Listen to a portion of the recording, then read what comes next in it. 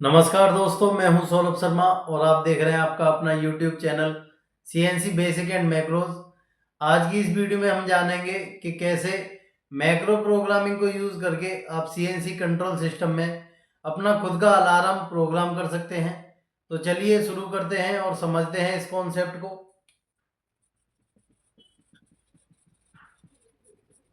CNC control system में किसी भी अलार्म को प्रोग्राम करने से पहले हमें वो कंडीशन मशीन में प्रोग्राम करनी होती है, जिसके बेस पर मशीन ये डिसीजन लेती है कि मशीन को अलार्म जनरेट करना है या कंटिन्यू प्रोग्राम को फ्लो करके रखना है। ये कंडीशन इफ के साथ प्रोग्राम करी जाती है, जिसमें आप सबसे पहले लिखते हो इफ, फिर स्क्वायर ब्रैकेट्स का यूज करते हो। इन स्क्वायर ब्रैकेट्स के बीच में वो कंडीशन प्रोग्राम करते हो जिसको कि मशीन को चेक करना है, वेरीफाई करना है। उसके बाद जैसा हम जानते हैं कि इफ के साथ हम गो टू को भी यूज कर सकते हैं और देन को भी यूज कर सकते हैं। एग्जाम्पल के लिए if hash 900 not equal to 0, go to if hash 3 greater than और इक्वल टू हैज 2, देन। तो इस तरीके से पहले कंडीशंस प्रोग्राम करी जाती हैं। कंडीशंस को प्रोग्राम करने के बाद बारी आती है अलार्म को प्रोग्राम करने की। अलार्म को प्रोग्राम करने के लिए आप सबसे पहले लिखते हो हैज 3000, जो कि एक सिस्टम वेरिएबल है। इस वेरिएबल का यूज मशीन में अलार्म जनरेट करने के लिए किया जाता है।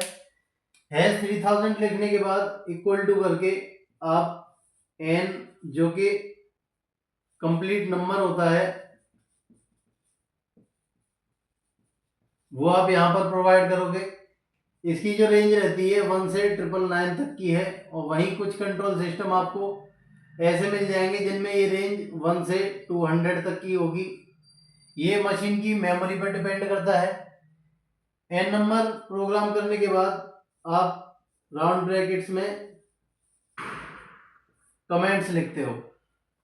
अब जैसा कि हम जानते हैं कि मशीन में जब भी अलार्म डिस्प्ले होता है तो उसमें दो चीज़ें आपको शो करी जाती हैं, जिनमें पहला अलार्म नंबर होता है और दूसरा वो अलार्म का कमेंट या कहें तो मैसेज होता है।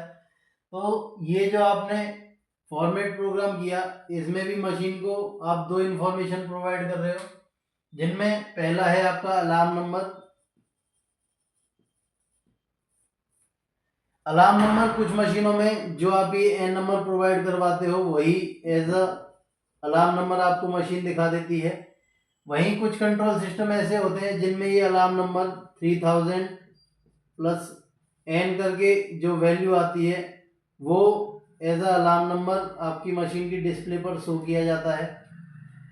और वहीं ये जो कमेंट है, ये वो मैसेज है जो कि अलार्म नंबर के आगे आपको लिखा हुआ दिखाई देता है। एग्जाम्पल के लिए मैंने लिखा है 3000 equal to 1 tool life end. तो जब मशीन इस ब्लॉक को या कहें तो इस फॉर्मेट को रीड करेगी, तो इससे जो मशीन अलार्म देगी उसका अलार्म नंबर हो सकता है 0001 आपकी मशीन शो करे, जिसके आगे लिखा होगा टूल लाइफ एंड। वहीं दूसरे टाइप के जो कंट्रोल सिस्टम है जिनमें 3000 के साथ ये वैल्यू ऐड करके अलार्म दिखाया जाता है, उसमें अलार्म नंबर आपका होगा 3001 और उसके आगे लिखा होगा टूल लाइफ एंड। जैसा मैंने बताया 3000 में एन नंबर आपका ऐड हो जाता है। अब चलिए इसके कंप्लीट फॉर्मेट को समझ लेते हैं, जिसमें हम सबसे पहले कंडीशन को प्रोग्राम करेंगे और उसके बाद हम अलार्म के फॉर्मेट को भी प्रोग्राम करेंगे।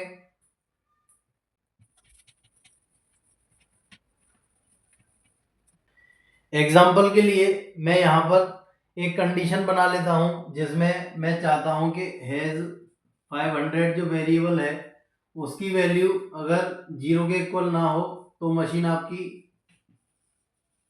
अलार्म जनरेट करे। तो चलिए समझते हैं इसको। यहाँ मैं एक प्रोग्राम नंबर ले लेता हूँ 1119, जिसमें ये आपके कुछ ब्लॉक्स हैं। इसमें जैसा मैंने बताया, अलार्म को प्रोग्राम करने से पहले कंडीशन प्रोग्राम करी जाती है। मैंने यहाँ लिखा if hash 500 not equal to 0 then. सबसे पहले हम देन के साथ इस फॉर्मेट को समझ लेते हैं। उसके आगे ये आपका प्रोग्राम और लास्ट में आपका M30। तो जैसा मैंने बताया, सबसे पहले कंडीशन प्रोग्राम करी जाती है। कंडीशन प्रोग्राम करने के बाद अभी जो मैंने फॉर्मेट बताया, जिसमें आप सबसे पहले #3000 लिखते हो, इक्वल टू करोगे, अलार्म नंबर आपने सपोज करो 125 यहाँ पर प्रोग्राम कर दिया।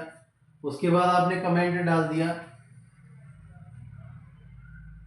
Value not equal to 0 please check.